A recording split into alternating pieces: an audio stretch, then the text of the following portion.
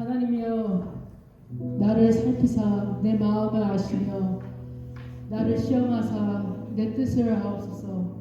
내게 무슨 악한 행위가 있나 보시고 나를 영원한 길로 인도하소서. 시편 139편 23절 24절 말씀. 아멘. 2월 마지막 주일 예배를 오신 것을 환영합니다. 저희는 여전히 연약함으로 주님과 멀어질 때가 많습니다. 하지만 주님은 우리가 예배하러 이곳에 온 것을만으로도 기쁘게 여겨 주실 것이라고 믿습니다. 다시 돌아와서 주님의 성소 안에서 함께 찬양하셨으면 좋겠습니다. 제가 일주일 동안 묵상했던 곡이 이었습니다. 나를 지으신 주의 뜻대로 나 찬양해. 언제나 어디서나 난 찬양해. 이런 고백을 여러분과 함께 했으면 좋겠습니다. 함께 찬양했습니다.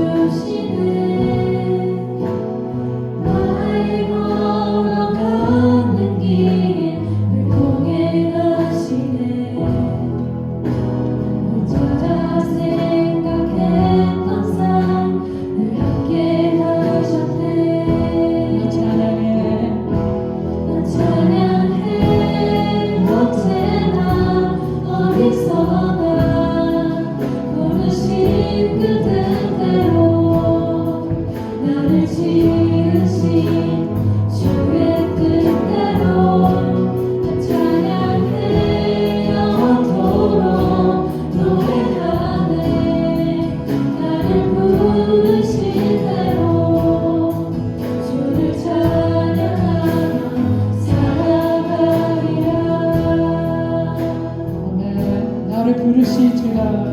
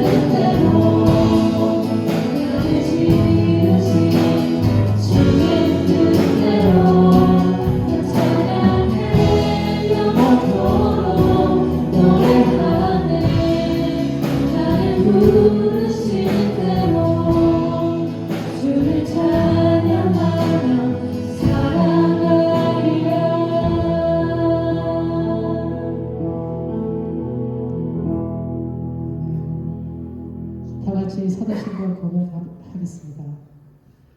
전능하사 천지를 만드신 하나님 아버지를 믿사오며 그 외아들 우리 주 예수 그리스도를 믿사오니 이는 성령으로 잉태하사 동정녀 마리아에게 나시고 본디오 빌라도에게 고난을 받으사 십자가에 못 박혀 죽으시고 장사한 지 사흘 만에 죽은 자 가운데서 다시 살아나시며 하늘에 오르사 전능하신 하나님 우편에 앉아 계시다가 저로서 사자와 죽은 자를 심판하러 오시리라. 성령을 믿사오며 거룩한 공예와 성도가 서로 교통하는 것과 죄를 사하여 주시는 것과 몸이 다시 사는 것과 영원히 사는 것을 믿사옵나이다. 아멘. 이번 주도 함께 앉으시면서 박수를 치고 함께 찬양하겠습니다.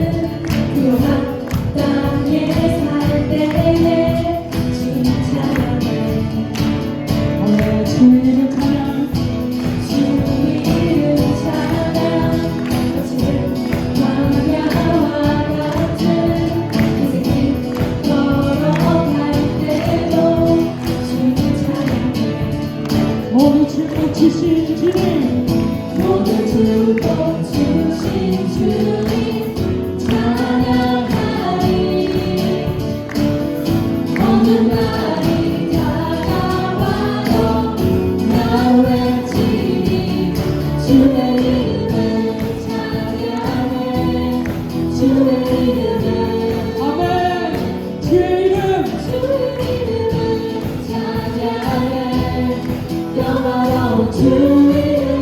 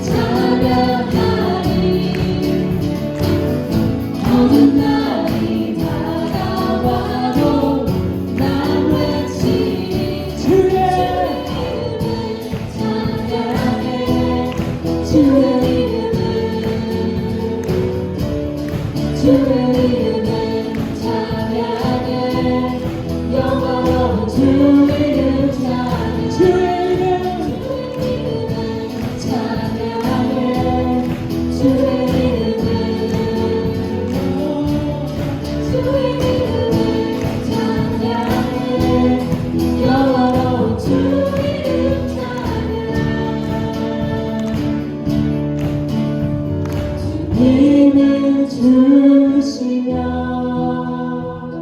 주님을 찾으시네 내 맘에 하는 말 주 찬양합니다 주님을 주시며 주님을 찾으시네 맘에 하는 말 주 찬양합니다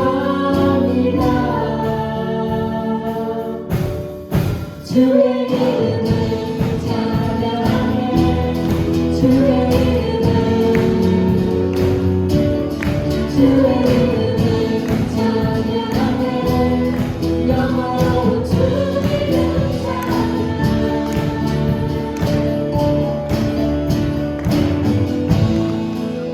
아멘.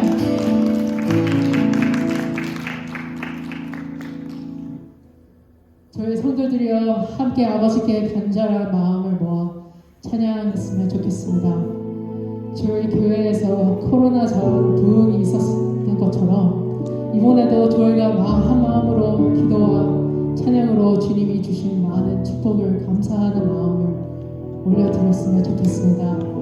하나님이 주신 그 놀라운 은혜를 받으시며 찬양하겠습니다.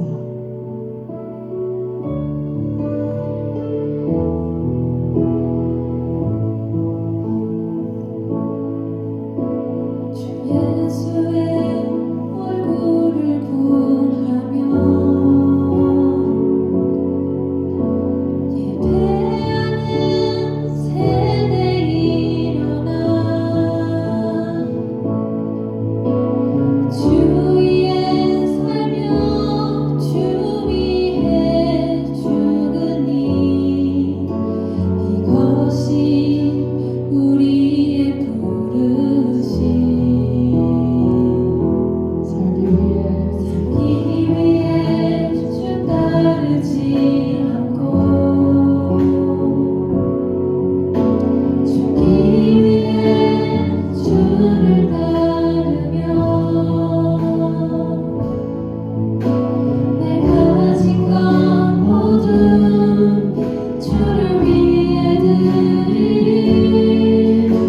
주님의 일 깨닫이 없어서 다시 한번 부흥을 주소서 주의 나라가 이 땅에 다시 세워지는 그 영광을 우리 보게 하소서 주 예수의 영광을 살기 위해 주 따르지 않고 죽기 위해 주를 따르며 내 가진 것 모두 주를 위해 드리리 주님의 일 깨닫이 없어서 다시 한번 부흥을 주소서 주의 나라가 이 땅에 다시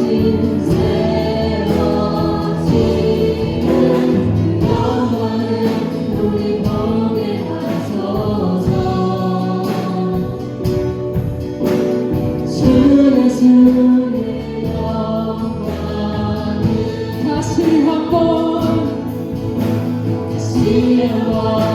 부흥을 주소서 주의 나라가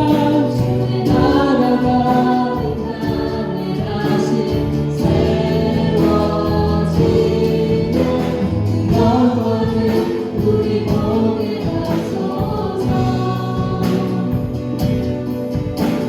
주 예수의 영광 모든 것이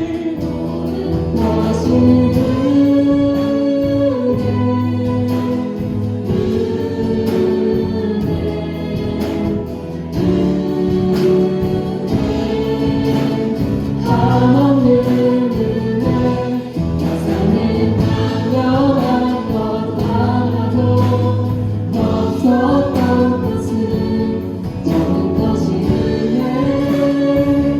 은혜였어.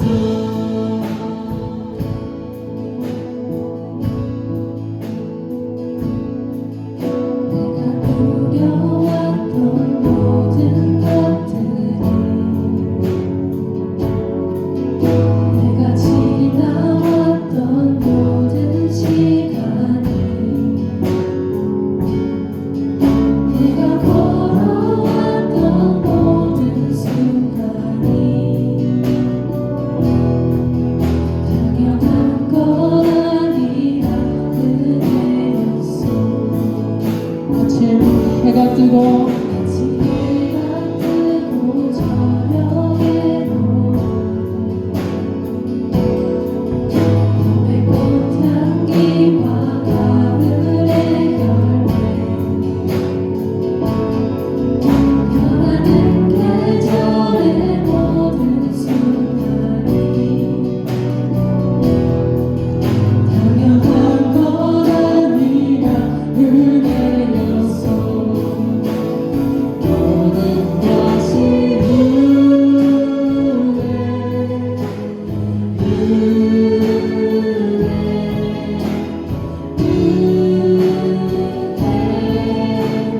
한없는 은혜 세상에 당연한 것 하나도 없었던 것은 모든 것이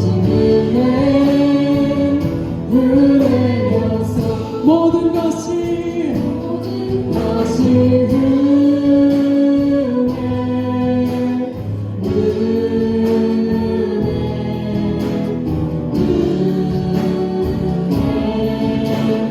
한없는 은혜 세상에 당연한 것 하나도 없었던 것은 모든 것이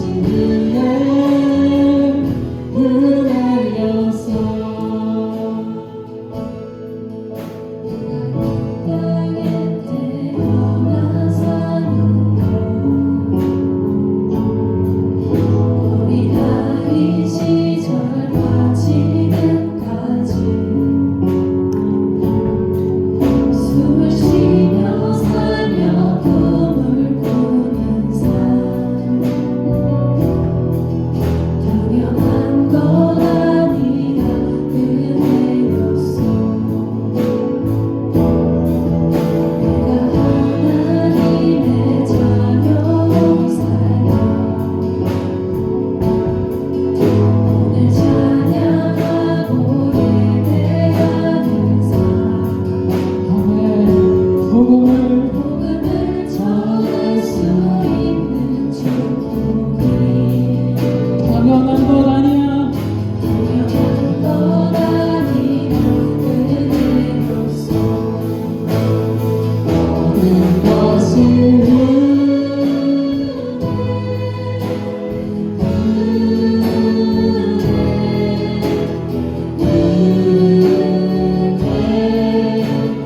한없는 은혜 세상에 당연한 것 하나도 없었던 것은 모든 것이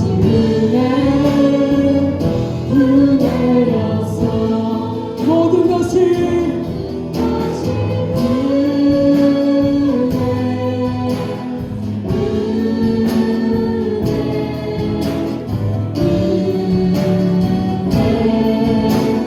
한없는 은혜 당연한 것 하나도 없었던 것은 모든 것이 은혜였어.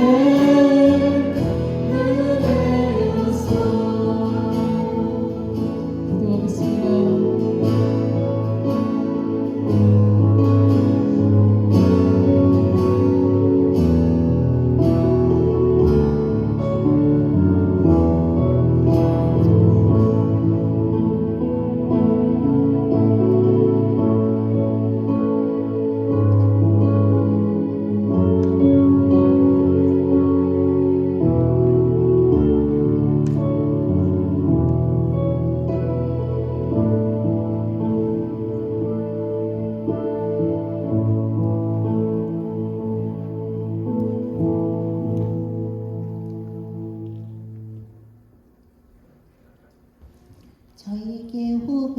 허락하시고 생명을 주신 하나님 감사합니다.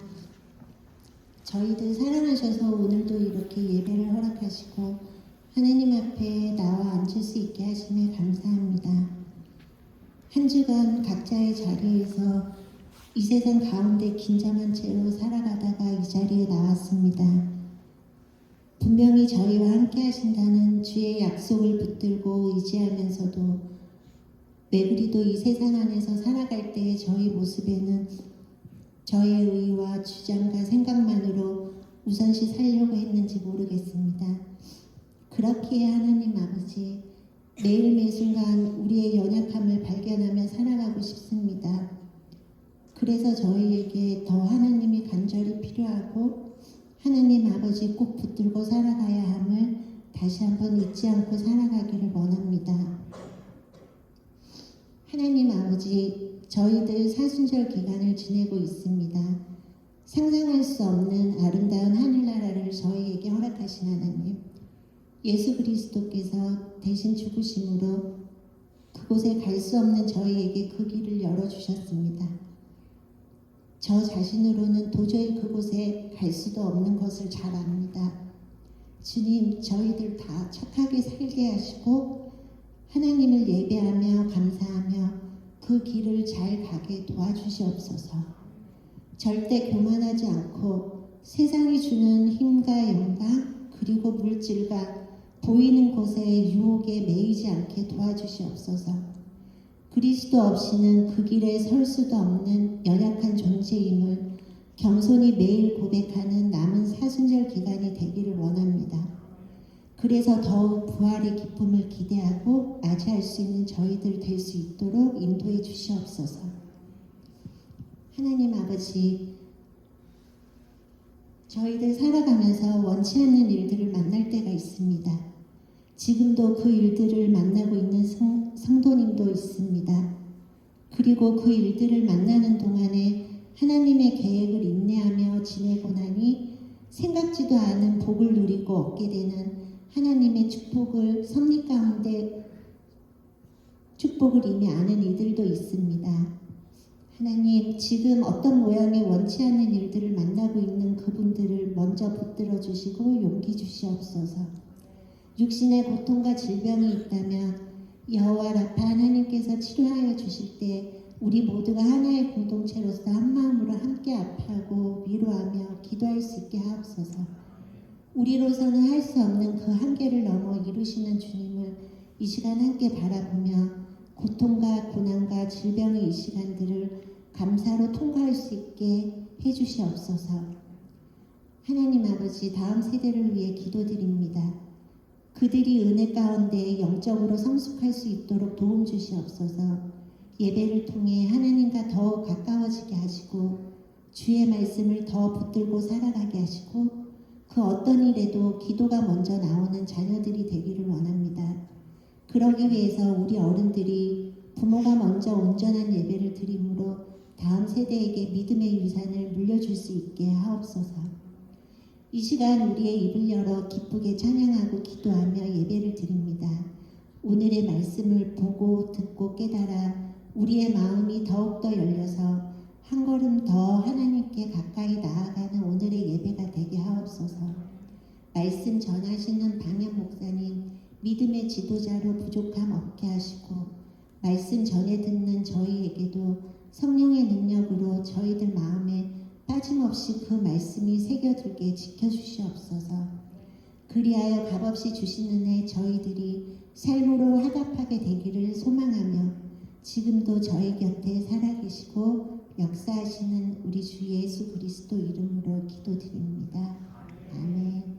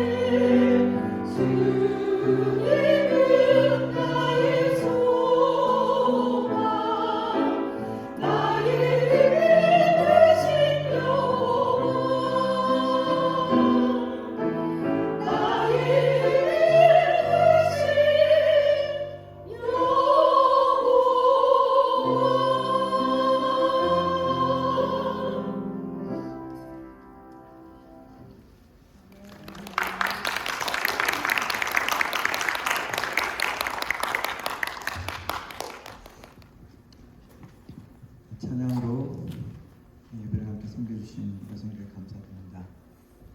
할렐루야. 주님의 이름으로 예배 오신 여러분 환영합니다. 광고 말씀드리겠습니다. 수요예배 2월 21일 지난주죠. 그리고 오늘 수요일날 또 수요예배 계속 있습니다. 시간 내서 함께 참석하셔서 예배드리고 또 함께 기도하는 시간 가졌으면 좋겠습니다. 그리고 3월 9일 미랄성교 식사봉사 예정을 했었는데 그쪽 사정으로 취소하게 되었습니다. 무슨 사정인지 잘 모르겠지만 방학 그날 방학을 한다고 하네요. 오랜만에 봉사하려고 했는데 좋은 일도 하여튼 기회가 있어야 합니다.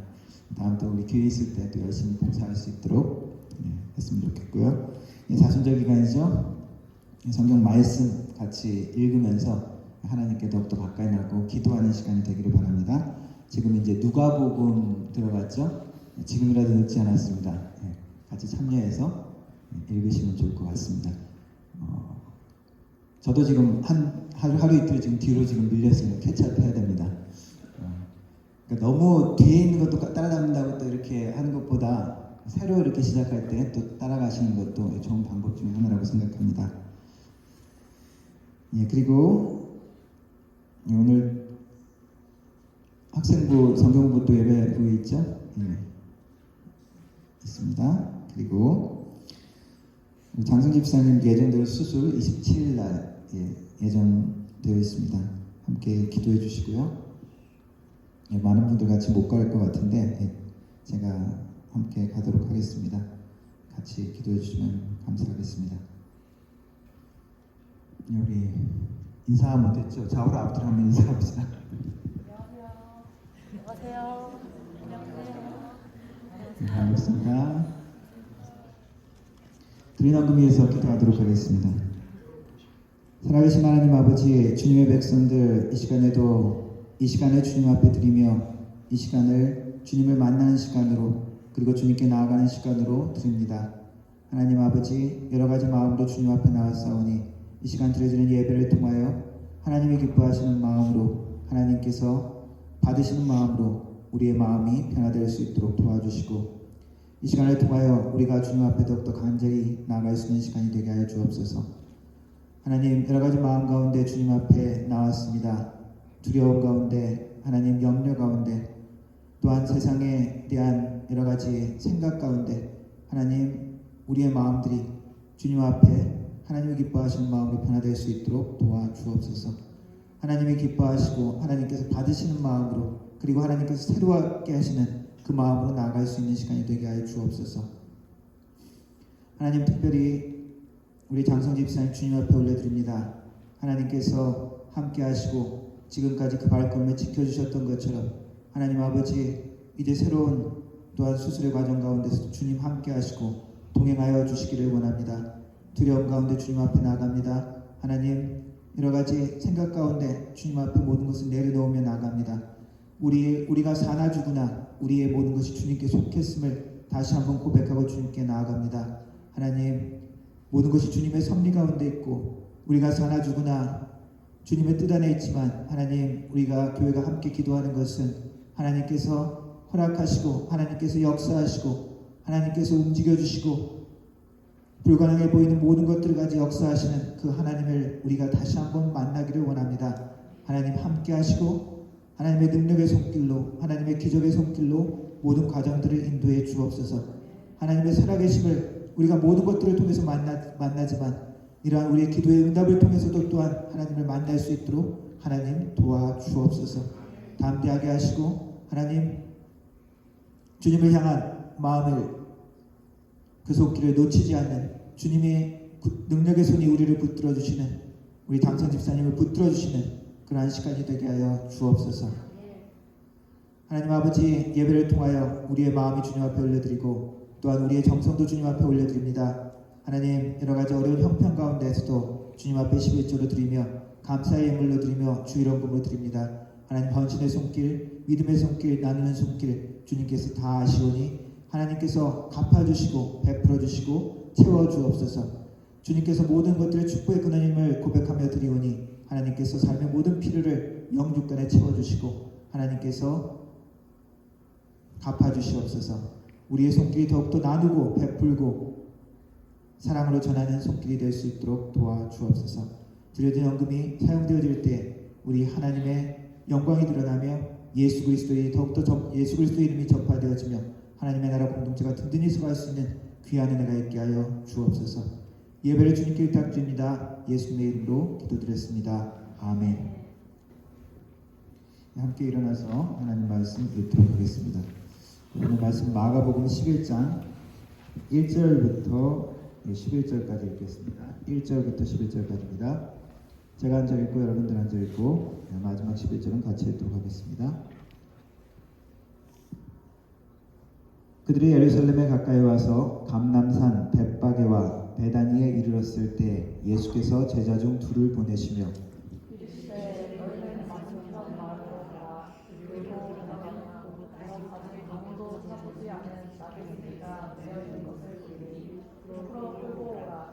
만일 누가 너희에게 왜 이렇게 하느냐 묻거든 주가 쓰시겠다 하라. 그리하면 즉시 이리로 보내리라 하시니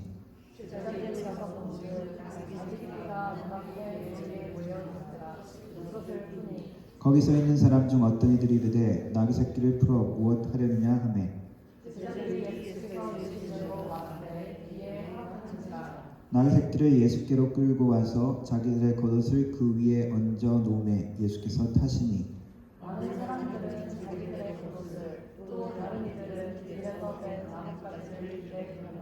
앞에서 가고 뒤에서 따르는 자들이 소리 지르되 호산나 찬송하리로다 주의 이름으로 오시는 이여 찬송하리로다 오는 우리 조상 다윗의 나라여 가장 높은 곳에서 호산나 하더라.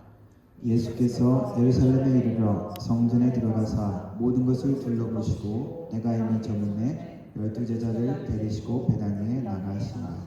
아멘. 영어로 읽어보겠습니다. As they approached Jerusalem and came to Bethphage and Bethany at the Mount of Olives, Jesus sent two of his disciples.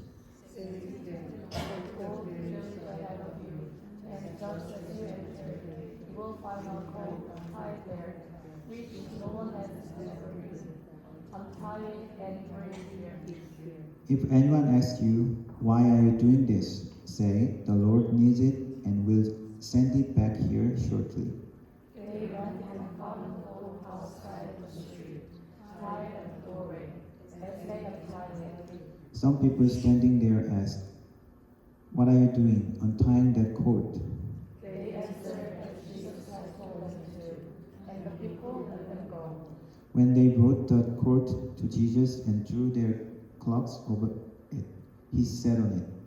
Many people spread their cloths on the road, while others spread benches they had cut from the field. Those who went ahead and those who followed shouted, Hosanna, blessed is he who comes in the name of the Lord. Blessed is the coming kingdom of the Father David. Hosanna in the highest heaven.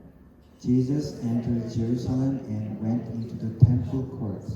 He looked around at everything, but since it was already late, he went out to Bethany with the 12. 아멘. 앉아주시기 바랍니다. 네, 마가복음에 대해서 말씀을 전하는데 오늘 읽은 본문은 마가복음의 후반부 이제 예수님이 예루살렘에 입성하는 이야기입니다. 11장부터 전개되고요. 예루살렘에서 고난받고 죽임을 당할 것이다 라고 3번이나 예수님은 예언하셨습니다. 이제 그 예언대로 예루살렘에 들어가시는 장면이 11장부터 시작됩니다. 제자들은 이제 예수님께서 말씀하신 고난받는 종 메시아의 진정한 모습을 이제 예루살렘에서 본격적으로 보게 되는 것입니다. 11장부터 마가복음의 이제 마지막 클라이막스가 된다고 할 수 있습니다. 그래서 마가복음을 고난에 대한 서사라고 이야기합니다.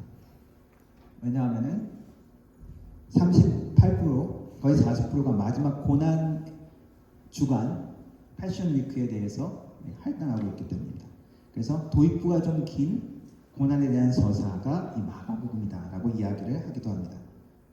갈릴리에서 예수님이 갈릴리 중심으로 사역을 시작하셨고 갈릴리에서 제자들을 만나고 그렇게 하셨다면은 이제 신앙의 종교의 중심지인 예루살렘에 들어서서는 예수님은 많은 반대와 그리고 공격을 더욱더 심하게 당하는 장소가 되어집니다.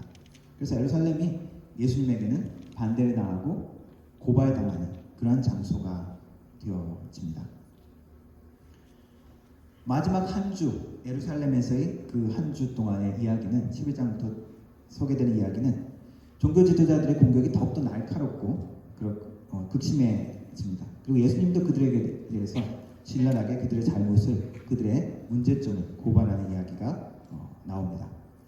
예수님에게 많은 질문으로 공격을 하면서 세금을 내야 되느냐 말아야 되느냐, 그것을 예수님을 곤란하게 빠뜨리려고 하는 그런 질문을 하죠.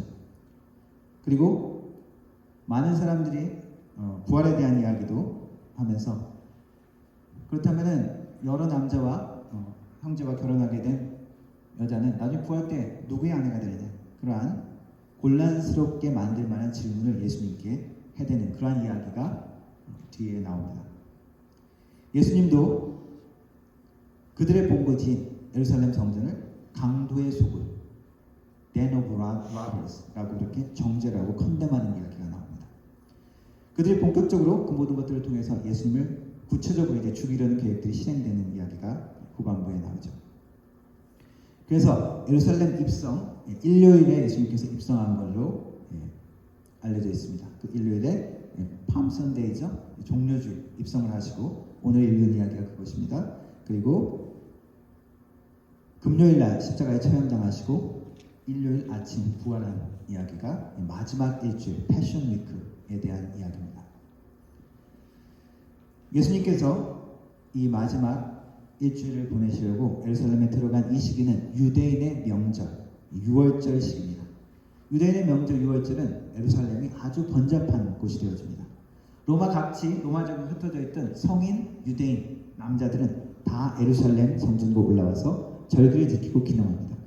도시의 인구가 갑자기 평소보다 한 3배 이상 그렇게 많은 사람들이 몰렸다고 기록을 합니다.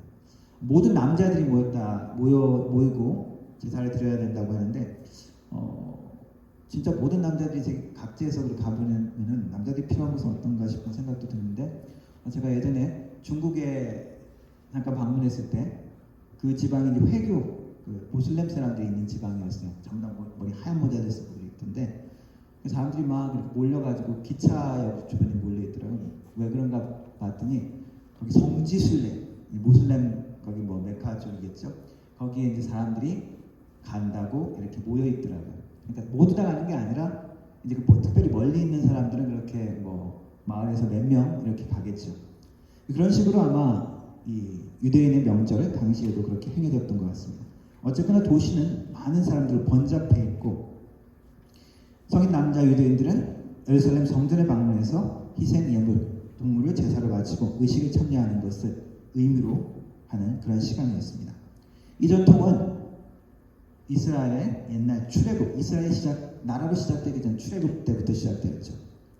히브리 사람들이 이집트에서 파라오 밑에서 종으로 노예로 살았을 때 모세를 통해서 하나님은 이스라엘 백성들을 종된 신분에서 구원해서 자유로운 하나님의 나라 백성들에게 이끄신 사건이 출애굽, 엑스더스의 사건이죠. 그 과정에서 이집트의 땅에 임했던 10가지 재앙, 그 중에 마지막 재앙이 소위 장자의 죽음이었죠. 그 재앙을 멸할 수 있는 방법을 하나님께서 이스라엘 백성들에게만 가르쳐준 것이 있습니다. 바로 그것이 어린 양을 죽여서 그 피를 문 프레임에 이렇게 쭉 바르는, 그 피를 통해서 그 집에 있는 첫 태생은 죽음을 면하는 그러한 일들이죠. 그것을 이스라엘 백성들이 대대로 지키라고 말씀하셨습니다. 그래서 이 유대인이 이 유월절 절기를 지키는 것은 내가 유대인이다라는 유대인의 정체성, 아이덴티티를 되새겨주는, 유대인들이 반드시 참여해야 되는 하나님의 정한 절기입니다. 성전이 파괴되었고 다시 세워졌지만 이 예루살렘 성전은 이 절기에 반드시 필요한 신앙의 중심이 되는 유대인들에게 그러한 중요한 장소였습니다. 그래서 유대인들이 대거 모였죠. 갑자기 모여든 유대인들 때문에 로마 제국 당국도 긴장하고 있는 시기입니다. 그래서 그런 시기에는 로마 제국의 비상 사태가 딱 선포되어지고 그 주변에 군단들이 딱 모여서 준비를 하고 있습니다. 혹시 모인 유대인들이 같이 막 모인 그 열기 때문에 그 독립에 대한 갈망 그리고 메시아에 대한 소망 때문에 또 소요를 일으킬까봐 리볼트 같은 게 일어날까봐 그런 긴장을 하고 있는 시기이기도 합니다. 말하자면 이 종교 지도자들에게는 또 이 시간이 대목인 시간이죠. 한국도 그 초파일 그 명절 때 이 절의 수입의 거의 대부분이 1년 수입의 대부분이 그날에 다 들어온다고 합니다. 그런 것처럼 예루살렘 성전도 동물 끌고 와서 막 제사 드리고 그것을 이제 그냥 동물을 가져오지 못한 사람은 와서 돈을 주고 동물을 사고 하는 그것으로 아주 번잡한 시기였을 것입니다. 그리고 유대인들 가운데서는 자신의 독립을 갈망하는 그러한 마음들도 한창 높아졌던 그러한 시기라고 할 수 있습니다. 마침 예수님과 제자들도 이 시기에 예루살렘으로 들어가시는 것입니다. 그리고 유월절 관습에 따라 제자들과 함께 식사를 하신 이야기가 최후의 만찬으로 설명되어집니다. 예수님은 그동안 예루살렘을 여러 번 방문하셨을 것입니다. 그런데 마태마가 누가복음의 공관복음에는 그때 마지막 한 주 때 예루살렘에 처음 가신 것처럼 묘사되어 있습니다. 하지만 요한복음을 보면 예수님은 종종 어릴 때도 가셨고 예루살렘 정장을 방문하신 것으로 알려져 있습니다. 예수님은 그동안 제자들에게 그리고 예수님을 만나서 예수님이 누군지 깨우친 사람들이 예수님에 대한 정체를 이야기할 때마다 말하지 마 하고 입을 다물게 했는데 공개적으로 외부에게 말하지 말라고 했습니다. 자신의 정체에 대해서. 그런데 이번에 예루살렘에서 자기가 고난을 받을 걸 예언하시고 마지막 일주일을 보내시는 이 예루살렘에 들어가는 이 장면에서는 메시아를 공식적으로 선언하신 것입니다. 나귀를 타고 온다는 것은 구약의 몇 가지 경우를 보면 왕의 즉위식 때 사용되어졌던 그러한 동물입니다. 그래서 나귀를 타고 예루살렘에 입성한다는 것은 왕이다라는 선언을 하는 겁니다. 그리고 사람들도 아이들도 막 외쳤죠. 호산나 다윗의 자손이여 주의 이름으로 오시는 이여 우리를 구원하소서. 다윗의 자손이라는 뜻은 무엇입니까? 메시아라는 의미입니다. 공식적으로 자신이 유대인의 왕이요 메시아라는 것을 선언하신 것입니다. 이제 마지막 일주일이니까 이제 뭐 막 나가자 그런 생각을 그런 비슷하게 이제 예수님이 공개적으로 자신이 누군지 밝히시는 것입니다. 여전히 이것은 왕이라는 그런 의미를 표하는 것이지만 역시 어린 나귀를 타고 오는 예수님의 그 예루살렘 입성의 모습은 겸손의 상징이기도 합니다. 로마 제국은 전쟁에서 승리를 이끈 황제나 이제 뭐 반란 같은 걸 진압하고 이제 로마로 다시 돌아온 황제 혹은 큰 승리를 이끈 로마의 장군들 승전 개선식을 해주는데 로마 도시 바깥에서 왔다가 거기서 일단 무장해제를 합니다. 무장한 채로 로마 시내로는 못 들어가게 되어 있습니다. 원로원들도 있고 그렇기 때문에 무장을 해제하고 그 개선 장군은 월기관을 씌워주고 백마가 이끄는 전차를 딱 태웁니다. 그리고 로마 시내를 행진을 하죠. 행진하면서 노획했던 보물들이 함께 쭉 행진하게 됩니다. 와, 승리해가지고 이러한 노획물을 얻었구나 라는 것을 보여주는 것이죠. 그리고 함께 그 전쟁에서 노획한 포로들, 적국의 귀족들이 함께 묶여서 이렇게 행진하게 되어집니다. 가끔씩 노획한 금이나 그런 돈 같은 것을 군중에게 나눠주기도 하죠. 아주 승리를 이끈 아주 기쁜 군중들에게도 기쁨을 주는 그러한 아주 화려한 행사입니다. 그리고 마지막 행진이 끝나면서 그 일부 포로들은 콜레세움 같은 그 장소로 끌고 가서 처형시키는 그것으로 행사가 마무리되어집니다. 그러한 화려하고 힘과 권위를 상징하는 그러한 로마의 승전식 그런 것과 비교하면 예수님의 예루살렘 입성은 여전히 초라하게 보입니다. 로마의 그것과 비교하면 예수님의 입성은 평화의 왕인 예수님을 보여주는 것이죠. 로마는 힘과 군사력으로 세상을 다스렸지만 예수님은 정반대의 방법으로 세상을 다스리시죠. 다른 방법으로 세상을 정복하십니다. 폭력이 아니라 사랑으로 사람들을 무너뜨리시고 세상을 정복하십니다. 그것이 하나님의 방법입니다. 1964년에 마틴 루터 킹 목사가 노벨 평화상을 수상했습니다. 그 수상하는 그 장소에서 연설하는 중에 이런 이야기를 했습니다. I believe that unarmed truth and unconditional love will have the final word in reality. 내가 믿는 것은 무장하지 않은 진리 그리고 무조건적인 사랑이 현실적으로 마지막으로 말을 하게 되었습니다. 마지막 이야기를 할 수 있다. This is why right temporary defeat is stronger than evil triumph. 이러한 이유 때문에 현재 일시적인 패배가 악의 승리보다 더 강한 것이다 라고 이야기를 합니다. 비무장한 진리라고 이야기를 하죠. 비슷한 성경 구절이 있다면 에베소서 4장 15절에 사랑으로 진리를 말하라 라는 표현이 있습니다. 이 마틴 루터 킹 목사가 그 흑인 인권 운동을 하면서 비폭력 운동을 했죠. 뭐 최근에 일어났던 BLM처럼 폭력으로 번지는 그런 것이 아니라 비폭력을 끝까지 주장했습니다. 그래서 이 사랑으로 진리를 말하라 라는 비슷한 이 성경 구절을 생각해 보면 사랑으로 우리는 종종 사랑의 의도가 분명히 필요하지만 그것을 표현하는 방법도 사랑의 방법으로 해야 된다는 것이죠. 배려하고 부드러운 방법으로, 카인드하고 젠틀한 방법으로. 우리 현대 지금 사회에 일어나는 갈등이나 그러한 문제들을 보면은 진리를 주장하는데, 사실을 주장하는데 공격적인 방법으로, 비아냥거리는 방법으로, 언어적인 폭력으로 그렇게 표현하는 애들이 많이 있죠.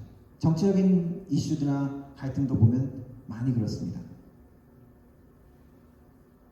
진리를 표현하는데 unarmed truth가 아니라 armed truth, 무장한 진리인 겁니다.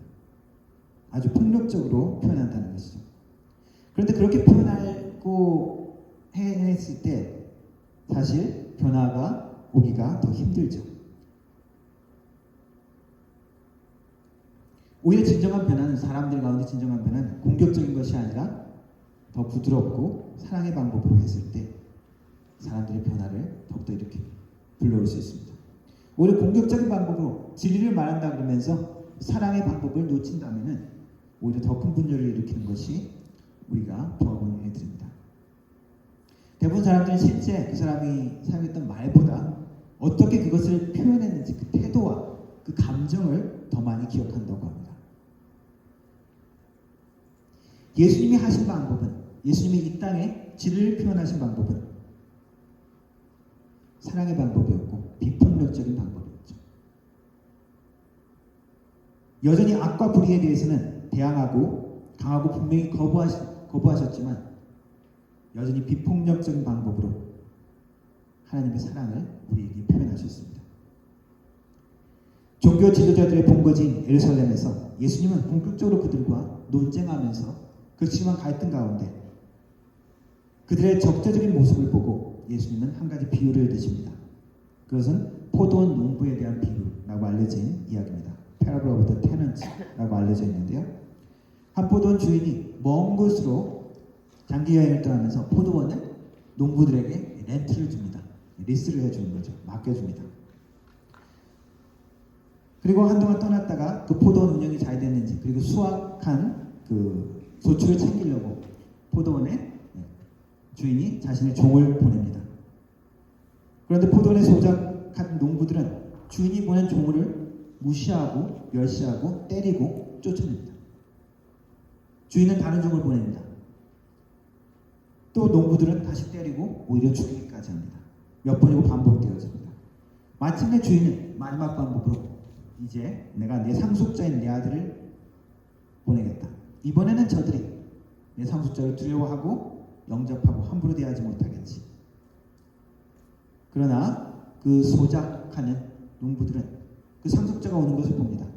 야, 상속자가 온다. 그를 죽이고 우리가 이 포도원을 차지하자. 그리고 그 상속자인 아들을 잡아서 죽여서 포도원 밖에 던져버립니다. 예수님이 이 이야기를 하시면서 사람들에게 묻습니다. 주인이 다시 올 때 이들을 어떻게 하겠느냐? 사람들이 대답합니다. 그 모든 사람들을 쫓아내고 그 포도원을 다른 사람들에게 맡길 것입니다. 그 이야기를 들은 함께 있었던 종교 지도자들은 자기네들에 대한 이야기인 줄 알고 예수님을 더욱더 죽이려고 모의하죠. 종교 지도자들의 악함과 예수님에 대한 그 살해 의도를 예수님은 그 예화를 통해서 고발하신 것입니다.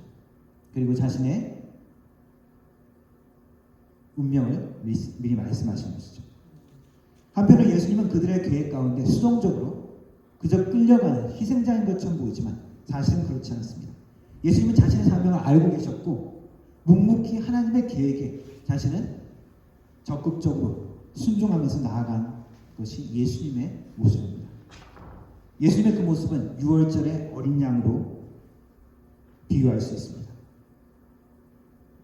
구약 출애굽기를 보면은 이 유월절 어린 양을 준비하는데 이렇게 표현되어 있습니다. 출애굽기 12장에 나와 있는데 너희 어린 양은 흠없고 1년 된 수컷으로 하되 양이나 염소 중에서 취하고 이달 14일까지 간직하였다가 해질녘에 이스라엘 회중에 그 양을 잡고 그 피로 양을 먹을 집 문 좌우 설주와 임방에 바르고 그 밤에 그 고기를 불에 구워 무교병과 쓴나물과 아울러 먹되 날로 난 물에 삶아서나 먹지 말고 그 머리와 정강이와 내장을 다 불에 구워 먹고 아침까지 남겨두지 말며 아침까지 남은 것은 고스워하라. 너희는 그것을 이렇게 먹을지니 허리에 띠를 띠고 발에 신을 신고 손에 지팡이를 잡고 급히 먹으라. 이것이 여호와의 유월절이니라. 내가 그 밤에 애굽 땅을 두루다니며 사람과 짐승을 물어나고 애굽 나라 가운데 처음 난 것을 다 치고 애굽의 모든 신들에게 벌을 내리리라. 나는 여호와로라. 내가 애굽 땅을 튈 때에 그 피가 너희의 거하는 집에 있어서 너희를 위하여 표적이 될지라. 내가 피를 볼 때에 너희를 넘어가리니 재앙이 너희에게 내려 멸하지 아니하리라.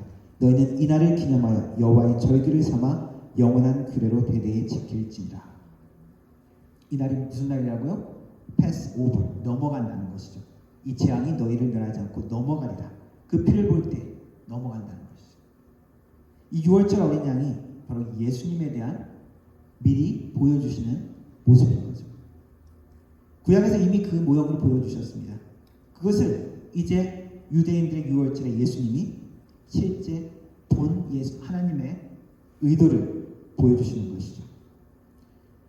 유월절 의식 가장 중요한 것이 물품 중에 하나가 이 어린 양이죠.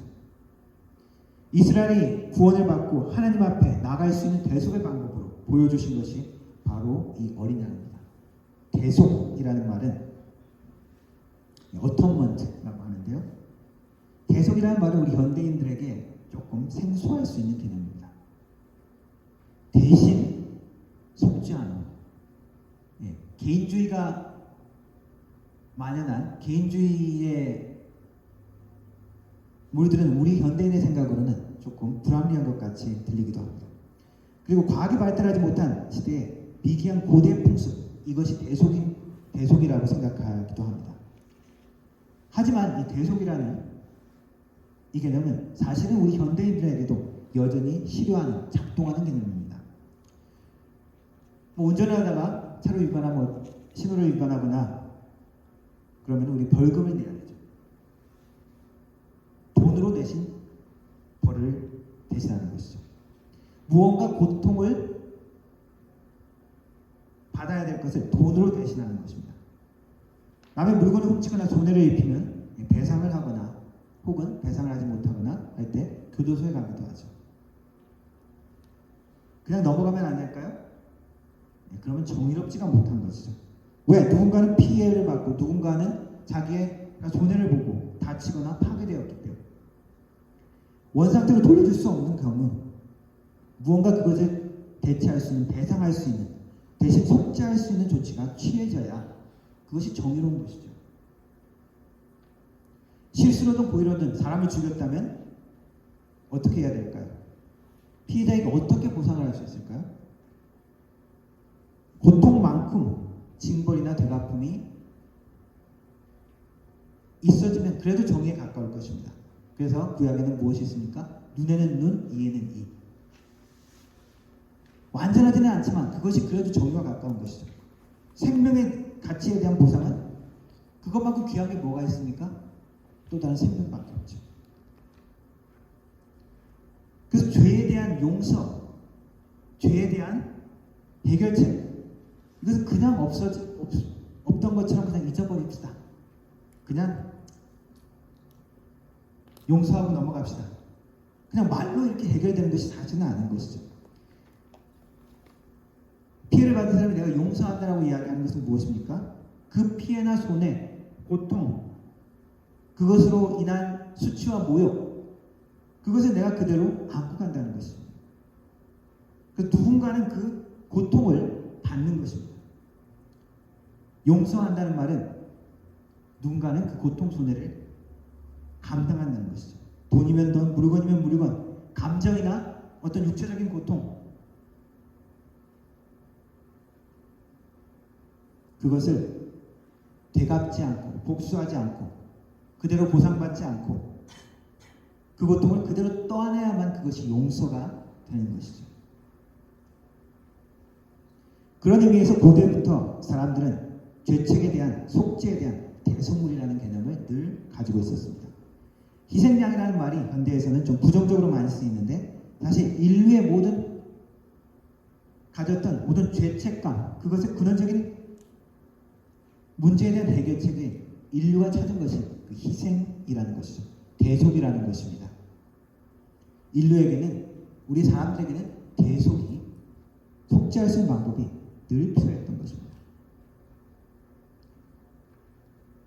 예수님은 유월절의 어린 양으로서 희생제물, 대속제물로 우리 죄를 대속하셨죠. 우리를 죽음 가운데서 살리신 것입니다. 유월절에 그 어린 양의 죽음으로 죽음을 면했던 거죠. 예수님이 죽고 희생하는 건데 그게 나하고 무슨 상관이냐? 이렇게 이야기할 수 있습니다. 그러나 예수님과 우리가 하나 되면 하나 될수록 예수님께서 말씀하셨듯이 우리가 예수님 안에, 예수님이 우리 안에 거할 때, 우리가 사랑의 관계 안에 있을 때 예수님의 희생은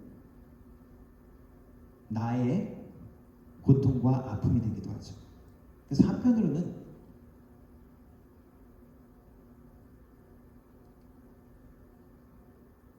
예수님과 나하고 연결될 때만, 예수님의 진정으로 나의 왕으로, 나의 주인으로, 나의 사랑의 대상으로 연결할 때만 예수님의 그 죽으심이, 십자가가 대속이 되는 것이죠. 전혀 관계없는 사람이라면 죽든 말든 무슨 상관입니까? 그러나 내가 사랑하는 사람, 나의 왕, 나의 주인이 고통당하고 희생당했다면 그것은 나의 대속이 될 수 있는 것이죠. 하나님은 이스라엘에게 구약 때부터 제사제도를 통해서 이러한 속죄할 수 있는 방법, 대속의 방법을 보여주신 것입니다. 그림자로 보여주셨던 것을 이제 예수님께서 친히 몸으로 보여주신 것입니다. 거룩하고 영원한 하나님께 나아갈 방법, 구약의 율법으로 보여준 5대의 제사, 번제, 소제, 화목제, 속건제, 이 모든 것들, 드렸던 모든 것들의 그 모든 것들의 상징의 결국은 그것은 예수님인 것입니다. 그래서 세례 요한이 예수님을 보고 뭐라고 이야기했습니까? 보라, 세상 죄를 지고 가는 하나님의 어린 양이로다. 예수님은 우리의 죄를 대신해서 하나님과 우리의 관계를 회복시키기 위한 대속물로 유월절의 어린 양이 되신 것입니다. 예수님께서 예루살렘에 입성하시는 것은 왕으로서 이제 예수님께서 본격적으로 자신이 누구신지, 구약에서 약속했던 메시아가 어떠한 메시아인지 이제 선포하시는 것입니다. 왕의 기한이라는 말은 반지의 제왕 3편의 그 제목이기도 하죠. 악에 대한 사르곤에 대항한 프로도 호빗이죠. 마지막 여정의 이야기이기도 한데 아르고니스라는 사람이 악의 세력을 무찌르고 마침내 평화를 이루어내고 평정하는 그러한 이야기입니다.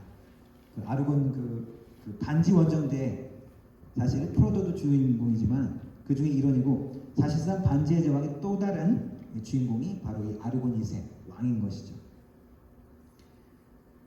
예수님께서 예루살렘에 오셨다는 것은 자기 땅에 돌아온 것입니다. 왕된 자리로 돌아오신 것이죠. 그래서 왕의 귀환이라고도 할 수 있습니다. 궁극적으로 예수님께서 오시는 이 예루살렘 입성의 장면은 영광스럽고 승리의 발걸음이기도 하지만 한편으로는 현재의 그 모습 가운데서는 슬프고도 안타까운 상황이기도 합니다. 왜냐하면 하나님의 백성들이 자기 땅에 왔는데 요한복음의 고백처럼 참빛 세상에 와서 각 사람에게 비추는 빛이 있었는데 그가 세상에 계셨으며 세상은 그로 말미암아 지은 바 되었을 때 세상이 그를 알지 못하였고 자기 땅에 오매 자기 백성이 영접하지 아니하였으나니 자기 땅에 왕으로 다윗하시오신 그분을 그 땅의 백성들이 알아보지 못한 그래서 십자가에 달려 돌아가게 된 그러한 이야기입니다.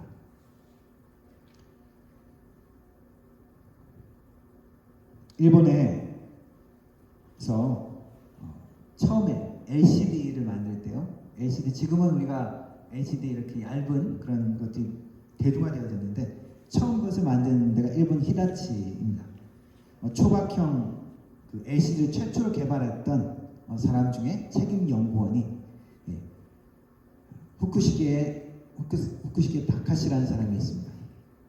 이 사람이 책을 썼는데 욕이 주고 영이 산 사람이라는 책을 썼습니다. 이 사람은 그 개발하는 거기에 책임자였고 슈퍼 엔지니어로 알려져 있습니다. 그래서 세계 특허도 많이 가지고 있는 사람인데 한국 아내가 있습니다. 이 사람이 2004년도에 스키장에서 쓰러져서 뇌경색으로 쓰러집니다. 그 전에 이 사람은 아내는 교회를 다녔는데 자기는 뭐 교회 가끔씩 따라다니기는 했었지만 예수님을 직접 만나고 영접하지 못했던 사람입니다. 나 말고 누구를 믿어? 신앙이라는 것은 하나님을 믿는다는 것은 나약한 인간들이 그것을 견디기 위해서 만들어낸 것이 종교고 신앙이야 하고 이렇게 믿었던 사람입니다. 하나님이 살아계시면 내 앞에 나타나 보라 그래 라고 종종 그렇게 말했던 사람입니다. 건강검진을 했습니다. 53세였는데 특별한 문제가 없어요. 건강검진한 걸 들고 막 자랑을 하면서 아내에게 이야기를 했다 그래요. 그런데 일주일 뒤에 교회에서 같이 수련회로 놀러가는 스키장에 놀러 갔는데 같이 가서 이제 교인들은 모여서 기도를 하는데 기도하는 모습도 멀리 쳐다보면서 못마땅하게 여기까지 와서 무슨 기도야 그러면서 못마땅하게 쳐다보고 그랬었는데 그 스키장에서 뇌경색으로 쓰러집니다. 쓰러진 그 남편을 붙들고 아내는 의식이 있는지 없는지 모르는 그 남편을 붙들고 하나님께 살려달라 그래 여보, 하나님 만나고 싶다고 했잖아, 하나님께 만나게 해달라고 용서해달라고 그래 그러면서 그렇게 외쳤다고 합니다. 이 뇌경색 때문에 혈관이 막히고 그래서 뇌전문 병원에서도 가망이 없다라고 얘기를 했답니다. 나중에 깨어나더라도 식물인간이 될 것이다 라고 이야기했는데 21일 만에 기적적으로 깨어납니다. 서서히 이제 깨어나고 이제 몸을 조금씩 움직이고 그렇게 하는데 아내가 장난 비슷하게 물었대요. 다카시 하나님 만났어? 만났어요? 그렇게 물어봤대요. 그런데 하나님 만났어. 그분은 53년 동안 나를 기다리고 있었어. 그렇게 대답을 하더래요. 그리고 계속 하나님이 주님께서 만나주시더래요. 그러면서 이야기하기를 하나님은 정말 살아계시고 예수님은 정말 물을 포도로 만드신 분이야 고백을 하더래요. 얼마 전에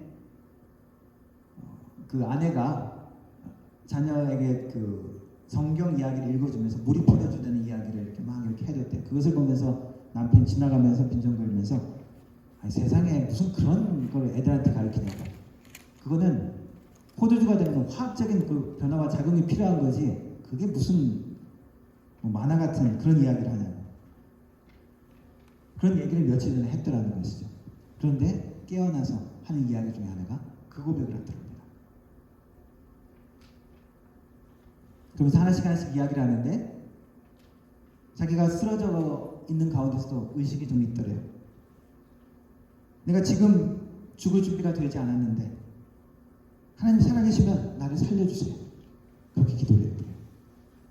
그래서 사막 같은 데 이렇게 있는데 누가 걸어오더래요. 당신 누구십니까? 나는 나사렛 예수다. 나는 만왕의 왕이요 하나님이다. 그러면서 예수님 만나주시더래요. 그리고 물을 주시는데 그 물을 먹으니까 온몸에 생기가 돌고 힘이 돋는 걸 느꼈더래요. 그리고 나서 깨어난 겁니다.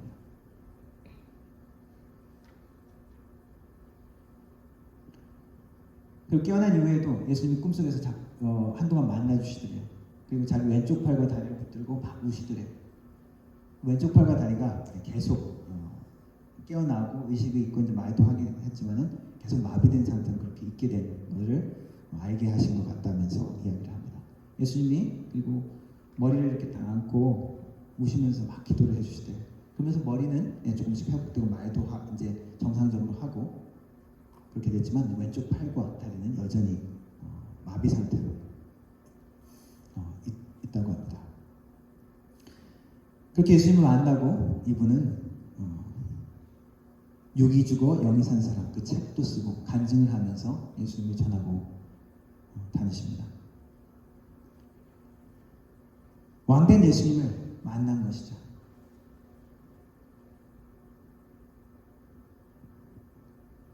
특별하게 어떠한 이런 기적적인 방법으로 예수님이 자칫 만나주시고 또한 나타나주시기도 하지만 우리의 모든 삶 가운데 예수님이 하시는 말씀은 우리가 예수님을 왕으로 인식하고 깨닫고 섬기기를 원하시는 것입니다.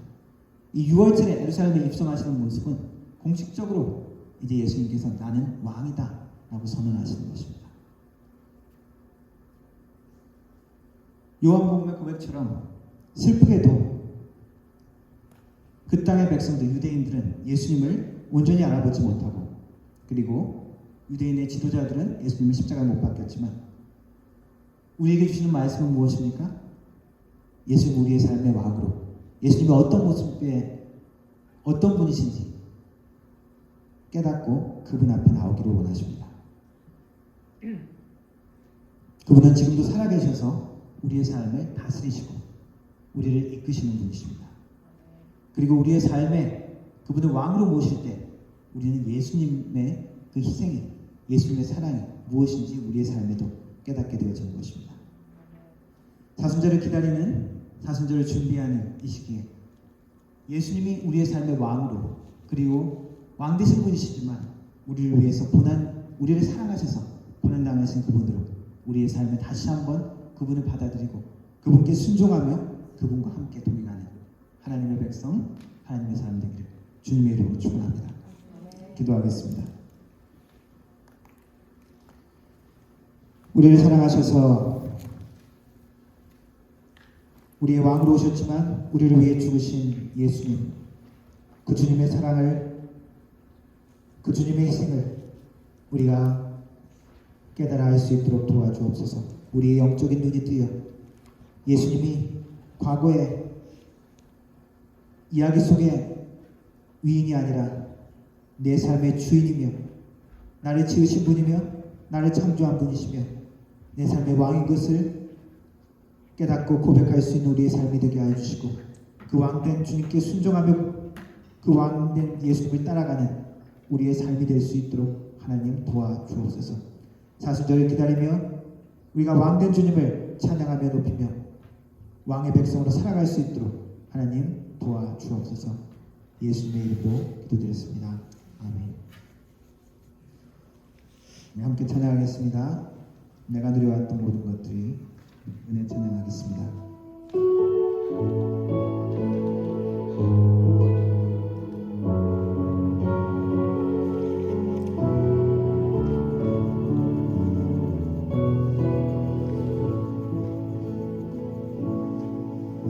내가 누려왔던 모든 것들이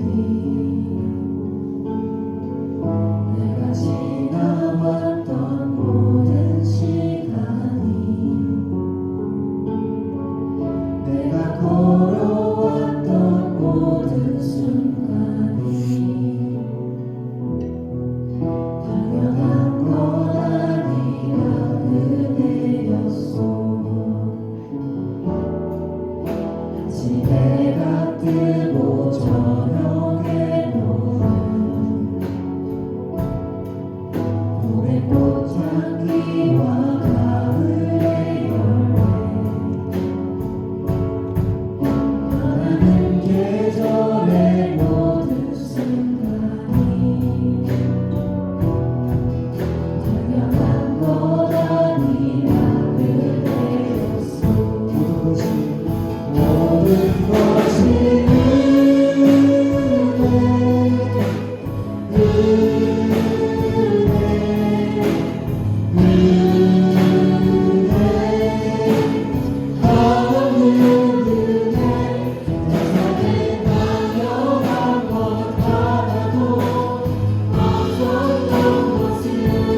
모든 것이 그대였어. 내가 이 땅에 태어나서 어린아이 시절과 지금까지 숨을 쉬며 살며 꿈을 이룬 사람 당연한 것 아니라 은혜였어. 내가 하나님의 자녀로 살며 오늘 찬양하고 예배하는 삶 복음을 전할 수 있는 축복이 당연한 것 아니라 은혜였소. 모든 것이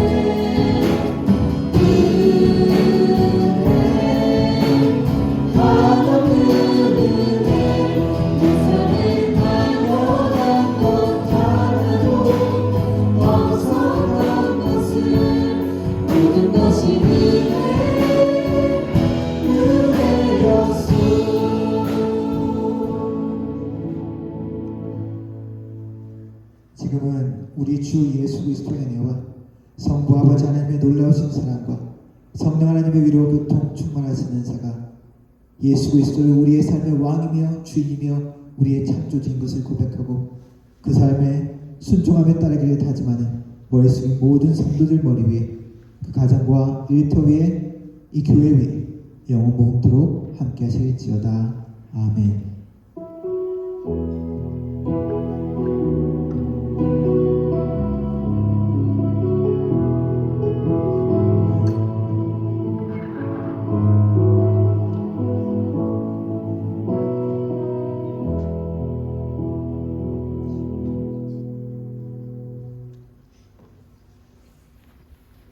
주예를 마쳤습니다. 한 주간 승리하는 일주일이 되시길 바랍니다.